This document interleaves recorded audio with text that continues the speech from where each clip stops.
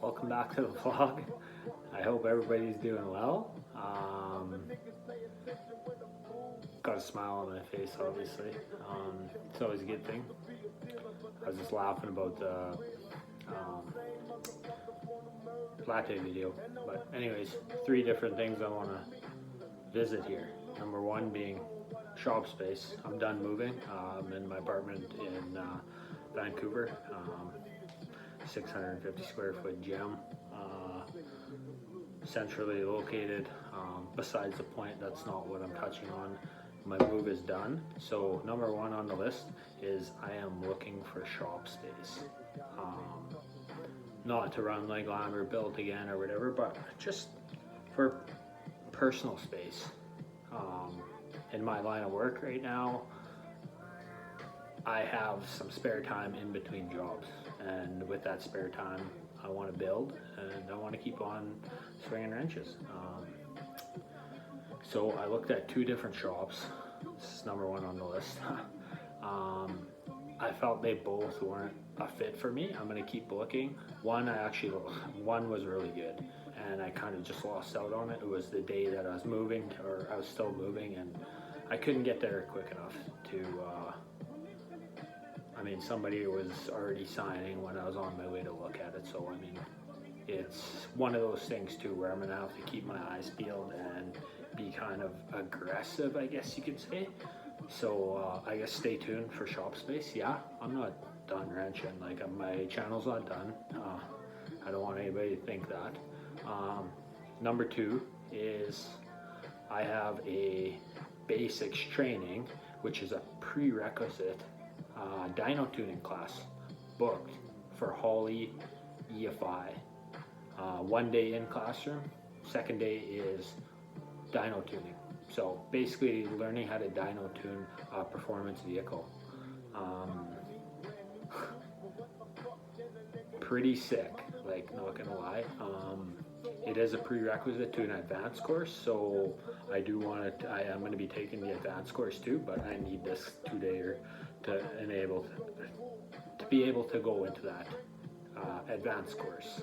The course is being done by Neil Richards himself at the P Plus headquarters in Saskatoon. Yeah, thank you very much, Performance Plus, for offering such an amazing course, and thanks for reaching out. Thank you, Traven, for reaching out and seeing if I wanted to be a part of this program. Kudos to those boys. I wouldn't be getting this experience if it wasn't for them. Pretty stoked on that. That's a big one. That's adding to the Lambertbuilt arsenal. Who knows, maybe I'll purchase a dyno one day, or sooner than later. I don't know. I guess we'll see. You'll have to see. It's just one more thing to learn, right? So number 3 is 2 options between 2 cars. I've been looking at a Cts-v for some time now. I'm looking at a LS6 with a T56. It's so it has a supercharger, a Magnuson supercharger,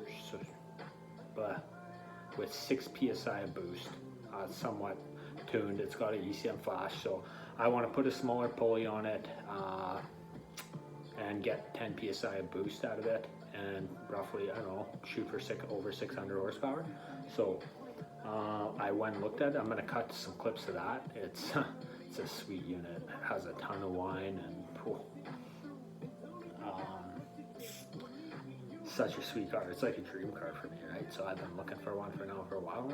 I can finally afford one. My first choice would be a Cts-v wagon, but I don't have 70, 80 grand to spend on it. I got 20 grand to spend on it. So 2 different options between the Cts-v and a project I've been wanting to do for a while, and that's a E46 BMW. So a 2001 330 Ci 2-door coupe. Nothing to do with the BMW motor, nothing to do with the BMW transmission. It's the platform. So 6-liter LQ4 with a T56 MAGNUM, welded rear diff, angle kit on the front, and build a drift car. Put a hydro in it. It's always been a dream, living in Vancouver. The drift scene's pretty big out here. So between those 2 options, I can't do them both because it's going to cost me 20 20 plus grand to build the BMW, running like the Holly Terminator X Max, and you know, building it proper, building a drift car. But I mean, there's not a lot of those in Canada, so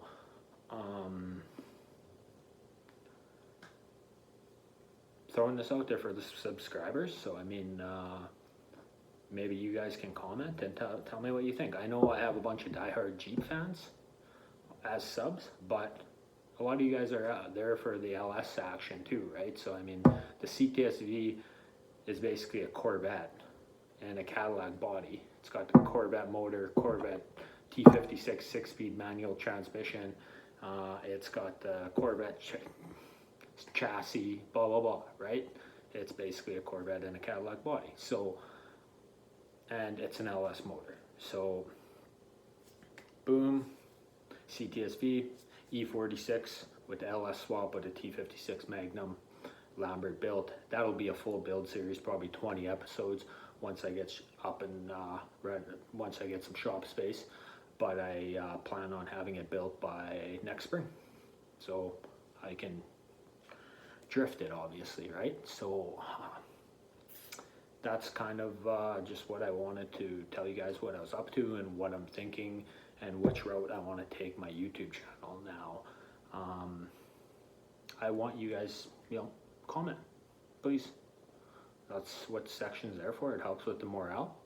And tell me what you think. I mean, it's not going to be building a Jeep next, but the Jeep content's going to be there, here and there. I mean, it's in the family, so whatever. On to the next build series.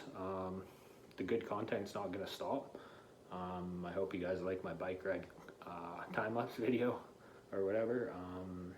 Yeah, maybe I'll show a couple clips of the apartment after. Super thankful, and I feel blessed that I'm able to live in Vancouver. I mean, it's been a dream of mine for a very long time, and to be able to afford it and to be able to make it a reality is pretty surreal. So I'm going to get to the Cts-v viewing. I took a bunch of videos. I'm going to try hide his license plate somehow, but you guys can see the supercharger, the sound, blah blah blah, and a couple clips of E46 that I'm interested in. But yeah, thanks everybody for watching. Like and comment. Please tell me what you think.